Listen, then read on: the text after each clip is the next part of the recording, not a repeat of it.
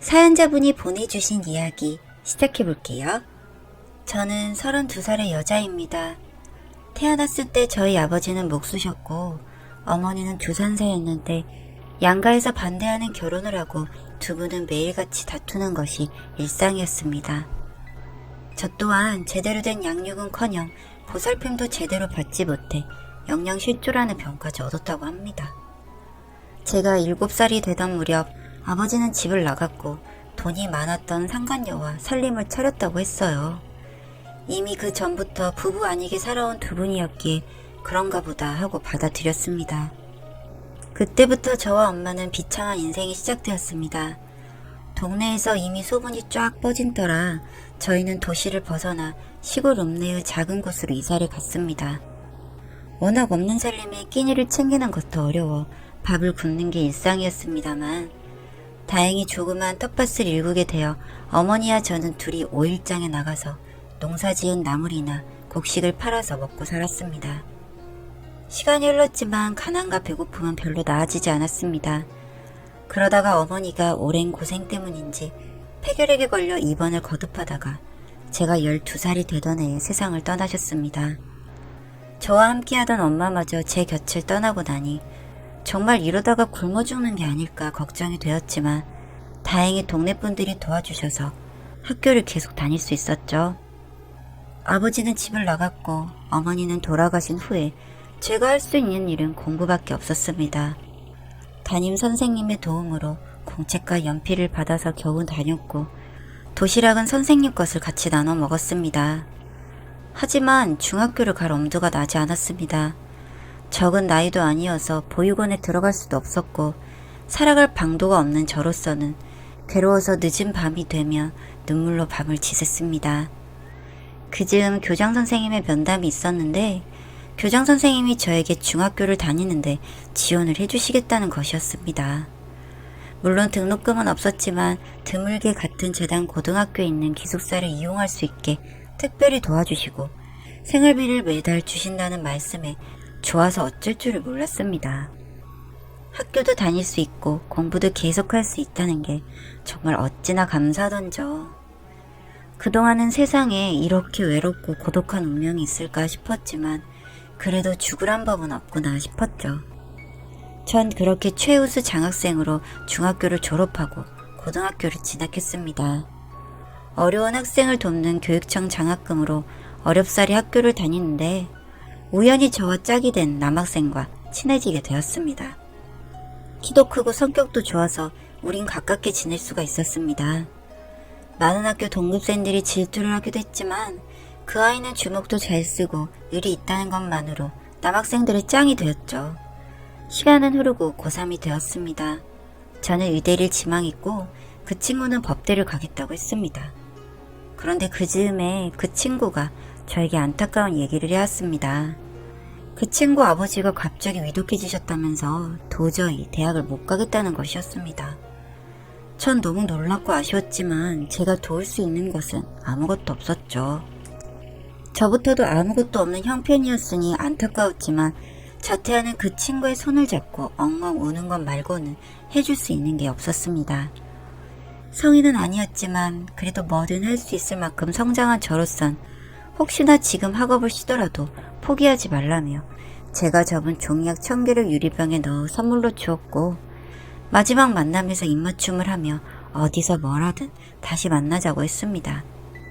전 무난히 우리나라 최고의 명문대 의대에 지당을 했고 4년 장학금과 지원받은 생활비로 학교를 다니게 되었습니다. 입학을 하자마자 어머니의 산소에 가서 소주 한 병과 과일을 들고 가서 절을 했습니다. 아버지는 원래 없는 사람이었어도 어머니는 그래도 저 7살까지 키워주셨고 고통스럽게 가신 분이라 전 너무나 보고 싶었습니다. 감정을 추스르고 기숙사에 와서 다시 공부에 매달렸습니다. 예과를 마치고 본과 진학을 앞두고 공부를 하는데 중앙도서관 복도에서 고등학교 때 헤어진 짝을 만난 것이었습니다. 우리는 너무 반가웠지만 그 친구 옆에는 예쁜 여자친구가 있었습니다. 알고 보니 병원에서 사귄 간호사라고 하더군요. 아버지의 보호자로 있다 보니 담당 간호사와 인연이 된 것 같다며 웃으며 말했습니다. 저와는 학번이 차이가 났지만 워낙 머리가 좋다 보니 입학을 하게 된 것 같았어요. 혼자 마음에 품었던 추억이라 어쩔 수 없구나 생각하면서도 정말 많이 좌절하고 아파했던 것 같습니다. 내심 언젠가는 그 친구와 다시 만날 수 있을 거라 생각했었나 봐요. 그렇게 세월은 흘러 제가 본과를 마치고 전공의로 일할 때였습니다. 제가 일하는 대학병원 로비에서 그를 우연히 만났습니다. 전 오랜 세월이 지났지만 그래도 너무나 반가웠습니다. 워낙 가증한 업무와 스트레스 때문에 제 몰골은 말이 아니었지만 그 역시 사법고시 준비를 하느라 마음도 몸도 다친 것 같았습니다. 계속되는 시험 실패로 그녀와도 헤어졌다고 하더군요. 전 신이 준 마지막 기회라고 생각했습니다. 전 전공의 숙소에서 나와 조그만 원룸을 구했고 그와 동거를 시작했습니다. 제가 능력이 있는 만큼 합격할 때까지 뒷바라지를 하기로 했고 설사 떨어지더라도 결혼을 하기로 약속했습니다. 그렇게 저도 그 사람도 치열하게 하루하루를 살아갔습니다. 그는 1년에 걸쳐 2차까지 합격을 했고 3차 면접만 남겨놓은 상황이었습니다. 저도 비록 전공이지만 보드만 따면 평생 일할 수 있는 직업이라 걱정하지 않았습니다. 다만 교제하는 것을 그의 아버지께는 허락을 받고 싶었습니다. 어릴 적 어머니를 잃은 것도 그렇고 성장 과정이 순탄치 않은 것도 서로 위로가 되었습니다. 지금은 어려운 환경이었어도 제대로 인사드리는 게 낫겠다는 생각에 오프인 날 저도 정장을 입고 미용실을 다녀오는 성의를 보였습니다. 가슴이 두근거리고 설레는 마음을 도저히 진정이 잘 안 되더라고요. 오랜 와병 중이라 지금 요양병원에 계신다는 말만 들었지 뵌 적이 한 번도 없었기에 저나 그 사람이나 어렵게 병원을 찾아갔습니다. 꽃과 케이크 그리고 현금 봉투까지 다 챙겨서 병실 문을 여는데 그런데 전 그 자리에서 못 볼 것을 보고야 말았습니다. 그의 부친이라는 분은 저와 어머니를 7살 때 버리고 갔던 그분이었습니다. 저를 낳아주신 생물학적인 아버지였죠. 침상 위에 적힌 이름만 봐도 너무나 확실했습니다. 그는 포부도 당당하게 여자친구가 의대를 다니며 장학생으로 공부를 했고 사법고시 패스를 하면 결혼을 하겠다며 얘기를 했습니다. 그의 아버지는 오랜 병치를 탓인지 저를 잘 못 알아보는 것 같았고 그도 저와 그분의 관계를 전혀 알지 못하는 것 같았습니다. 저는 화가 나는 것을 꾹 참고 병실을 나온 뒤 정원 벤치에 앉아 살아온 얘기를 들었습니다. 어머니는 지금의 아버지와 만나서 자기를 낳았고 엄마는 조그만 백반집을 했었다며 나중에 큰 한식집을 운영해서 부유해졌는데 아버지를 버리고 집을 나갔다는 겁니다. 상간녀의 피는 어쩔 수가 없는지 남의 가정 파탄을 내놓고 결국 자기 가정도 못 지킨 셈이죠. 중학교 졸업하면서 벌어진 일이라고 했습니다. 제가 기억하는 것이 맞았습니다. 아버지는 식당 주인 여자와 눈이 맞아서 저를 낳아준 엄마를 버리고 살림을 차렸다는 거죠. 그때 이미 애가 있었던 걸 들어서 알고 있었습니다. 아버진 7년 동안 엄마와 저를 속인 거였죠. 전 할 말을 잃었습니다. 그러니까 결국 저와 그 남자는 한 아버지 밑에서 태어난 배가 다른 남매였습니다. 비록 서류상으로는 어떻게 위조를 한다 치더라도 전 용서를 할 수 없었습니다. 아무리 사랑한다고 해도 이건 절대 용납이 되지 않았습니다. 전 잠시 화장실에 다녀오겠다고 하고 병실에 다시 올라갔습니다. 대단한 결심을 했기에 머리가 맑아진 상태였습니다. 마침 같은 방 환자들은 재활치료를 갖거나 외출을 해서인지 아무도 없더군요. 전 그 남자를 바라보며 이야기를 시작했습니다. 아버지, 제가 왔어요. 오랜만이네요. 그러자 아버지는 눈을 동그랗게 뜨고 저를 쳐다봤습니다. 어릴 때는 절 버리시더니 이젠 제 앞길을 막으시네요. 제가 사랑한 남자가 상간녀의 아들이라니 용서할 수 없어요. 전 눈물을 참으면서 그렇게 돌아 나왔습니다. 그리고 전 그날부터 집에 들어가지 않고 병원에서 잤습니다. 아무것도 묻지 않은 그 남자도 뭔가 짐작을 했던 것인지 아니면 제가 아버지에게 말한 그때 그 이야기를 들었던 것인지 전 기나긴 편지를 써두고 원룸에서 집을 챙겨 나왔습니다. 들리는 얘기로는 그 남자는 고시 패스를 했지만 연수원 시절부터 폐인처럼 살고 있다고 하더군요. 잘 먹지도 않고 쉬지도 않고 공부에만 매달려 지방검찰청에 발령을 받았다고 들었습니다. 나의 아버지이자 그 사람의 아버지였던 그는 결국 얼마 후 폐렴으로 운명을 달리했습니다. 질긴 운명의 끈은 그렇게 끝난 것이죠. 어쩜 제 인생은 이렇게까지 내처짐을 당해야 하는 것일까요? 가끔은 생각을 해봅니다. 나만 알고 있던 그 사실을 조용히 입 다물고 그 남자와 살았다면 어떻게 되었을까 하고 말이죠. 물론 그렇다고 해도 절대 행복할 수 없었으리라는 것을 저도 잘 압니다. 하지만 가끔 그 친구가 생각나는 것은 어쩔 수가 없네요. 외롭게만 살아온 탓이려니 하고 금세 생각은 접어버리지만 말입니다. 하소연하듯 적어내린 제 글을 봐주셔서 감사합니다. 안녕하세요. 저희 신랑은 저보다 늦게 입사를 하여 일반 평사원이고 저는 선임이라는 직급을 갖고 있습니다. 신랑과 만나게 된 것은 제가 이 부서로 부서 이동을 하고 1년 정도 지난 이후였는데 제가 신랑을 만나기 전에 이미 한 번의 사내 연애를 한 적이 있어서 신랑과의 연애는 생각도 하지 않고 있었는데도 제가 힘들 때나 야근을 할 때 잘 챙겨주는 신랑을 믿고 다시 한 번 더 사내 연애를 하게 되었어요. 저는 한 번의 사내 연애 경험이 있기 때문에 다른 회사 사람들에게는 비밀 연애를 했고요. 같은 회사를 다니고 있다 보니 매일 마주치고 퇴근 후 저녁까지 먹고 헤어지는 게 일상이 되다 보니 이럴 거면 차라리 결혼을 하는 게 더 편하겠다는 생각도 했습니다. 신랑은 다른 회사에서 이직을 한 것이라서 저보다 나이가 좀 있는 편이었는데 신입으로 입사를 한 케이스였습니다. 그래서 종종 신랑이 결혼에 대한 이야기를 했어요. 옆에서 자꾸 결혼 이야기를 하니까 저도 결혼에 대해서 계속 생각을 하게 되었고 딱 2년째 되는 날 결혼을 했습니다. 주변에 연애 사실도 오픈을 하고 나니 마음이 훨씬 홀가분하고 좋았습니다. 그런데 결혼식 날 저와 친한 여자 사원 하나가 안 보이더라고요. 저랑 꽤 친분이 있던 친구라서 걱정을 하고 있었는데 결혼식이 끝나고 며칠 뒤 급한 일이 있어서 결혼식에 오지 못해서 미안하다며 사과를 했습니다. 저는 괜찮다며 웃어 넘겼는데 그 이후로 그 친구가 절 피하는 게 느껴졌어요. 결혼 후 6개월 정도는 아무 문제 없이 지내왔던 것 같았는데 저를 피하는 그 친구와 신랑 사이에 이상한 교류를 감지하게 되었습니다. 탕비실에서 두 사람이 있을 때 원석 높은 대화 소리가 들린다거나 그 친구가 저를 보는 눈빛이 뭔가 할 말이 많은 듯한? 저는 더는 참을 수 없어서 그 친구와 저녁에 둘이 술을 한잔하러 갔습니다. 결혼 후 둘이서 시간을 보내는 것도 처음이었고요. 혹시 나한테 무슨 할 말 있어? 그보다 너 지금 행복해? 응? 신혼 재미있냐고 묻는 거야? 응, 괜찮아. 그럼 됐어. 나 할 말 있는 건 아니야. 요즘 집에 안 좋은 일이 있어서. 그렇게 친구와 오랜만에 시간을 보내고 집으로 갔습니다. 평소 제 친구 문제나 여가 시간에는 터치를 안 하던 사람인데 그날은 저에게 묻더라고요. 그 친구 만났냐고. 어디서 뭘 했고 자리는 즐거웠는지 어떤 이야기를 나눴는지 등등이요. 답지 않게 캐묻길래 그냥 만나서 밥 잘 먹고 왔다고 말을 하고 자러 들어갔는데 밖에서 통화 소리가 들렸습니다. 너 무슨 말 한 건 아니지? 회사 가서 보자. 그런 말들이요.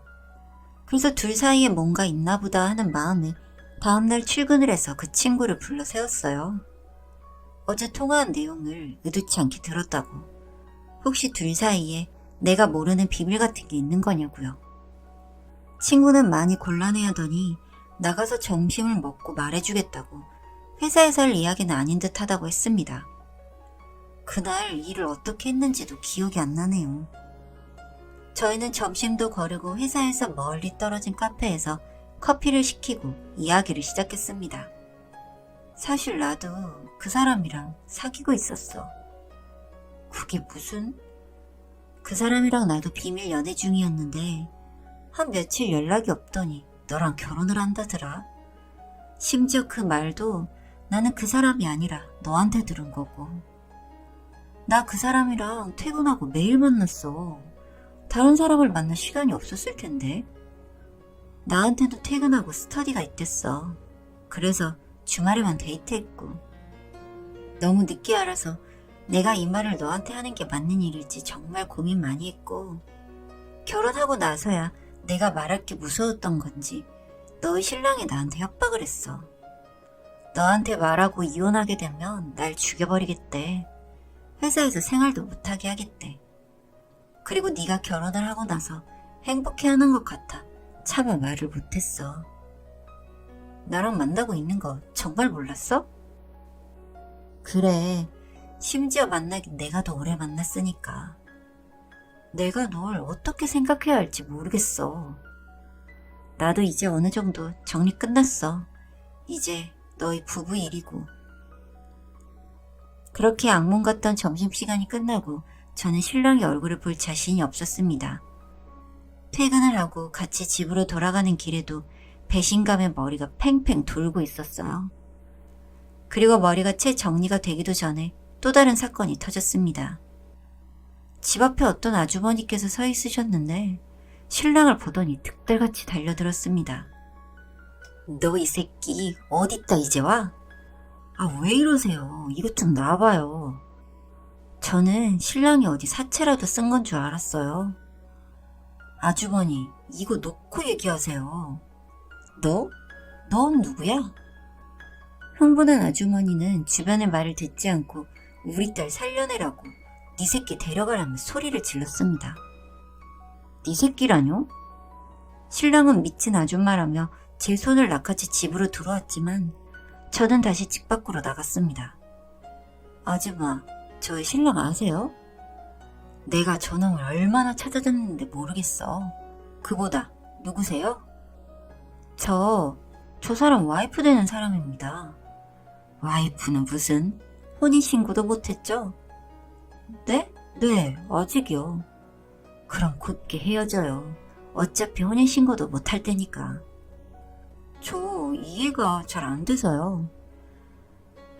저 새끼가 내 새끼 데려다 식도 안 올리고 덜컥 동거하면서 애를 낳았는데, 그리고 나서 애는 돌보지도 않고 집에 돈도 안 갖다 줘서 내 딸이 공장에 다니다가 사고를 당했어요. 저놈 저거는 그 이후로 애 책임지기 싫다고 도망갔고. 어떻게 그런. 내 딸 손가락 2개 잘리고도 저놈 저거 찾아서 사람 만들겠다고 갔는데, 그런 내 딸을 때리고 또 때리고. 나 저놈 저거 경찰에 보내야 해요. 처음 보는 아줌마의 말이었고, 이후 막무가내로 저희 집에 들여오려고 해서 주민들의 신고를 일단락 되었습니다. 그리고 집에 가서 신랑에게 말을 했어요. 그 미친 아줌마 갔어? 그보다 당신 결혼했어?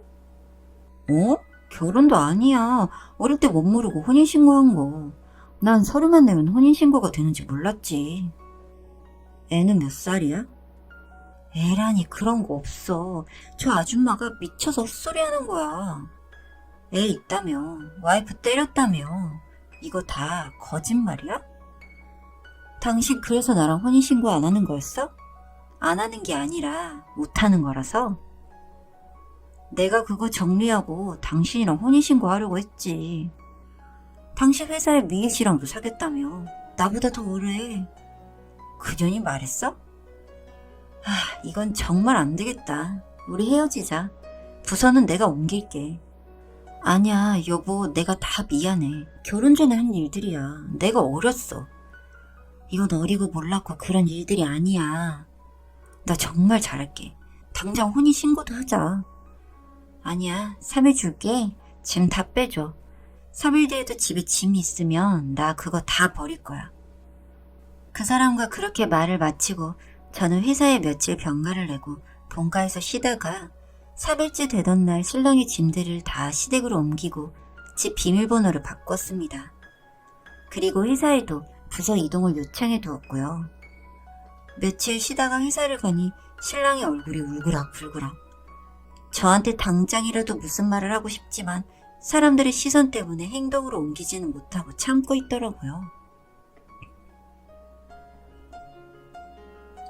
회사 동료에게 부탁해서 제가 혼자 있는 시간은 최대한 없도록 계속 다른 사람들과 같이 있었어요. 며칠을 그렇게 지내고 회사 동료와 점심을 먹고 사무실에 들어왔는데 회사로 본처의 어머니께서 와 있더라고요. 신랑이 황급히 그 아주머니를 이끌고 탕비실로 들어갔는데 저희 사무실 탕비실이 방음이 좋지 않아서 밖으로 소리가 다 새어 나왔습니다. 다들 입 밖으로 말을 꺼내진 않았겠지만 대충 어떤 내용인지 알게 되었겠죠. 저는 정말 쪽팔려서 이 모든 게 결혼 후 6개월 동안 있었던 일입니다. 저희 부모님께서는 이 사실을 알고 사기죄로 신고하겠다고 노발대발하고 있고 회사에서도 상세 내용을 알게 된 이후 저를 타 지역으로 발령을 보내주셨습니다. 정말 더럽고도 끈질긴 인연이었어요. 저는 이 일로 정신과 치료까지 받으며 한동안 현실에 적응을 못했을 정도니까요. 제가 타 지역으로 발령받고 얼마 뒤 신랑은 회사에서 도태되어 혼자 지내고 자꾸 찾아오는 본처의 어머니 때문에 퇴사를 하고 도피 생활 중이라고 들었습니다.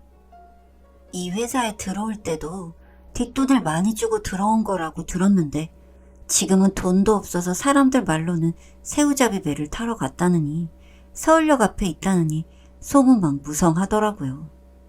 그리고 얼마 뒤에 뜻하지 않은 소식을 듣게 되었는데요. 바로 그 본처의 어머니가 일을 버리신 것 같더라고요. 그놈을 데려다가 창고에 가둬두고 매질을 하고 며칠을 굶기고 했다고 하는 겁니다. 사람 꼴도 아닌 꼴로 겨우 구출이 되어서 목숨은 붙어 있다는데 딸 자식의 손가락도 손주의 인생까지도 다 망쳐버린 그놈에게 품은 마음이 어찌나 무시무시했던지 아마도 정상이처럼 생활은 어려울 거라고 하더라고요. 그리고 그 아줌마는 자수를 했고 현재는 감옥에 들어가 있다고 했습니다. 참, 생각할수록 무섭기도 하고 저도 이렇게 큰일을 겪기 전에 발을 뺄 수 있어서 정말 다행이라는 생각이 들었네요. 제 이야기 들어주셔서 감사합니다.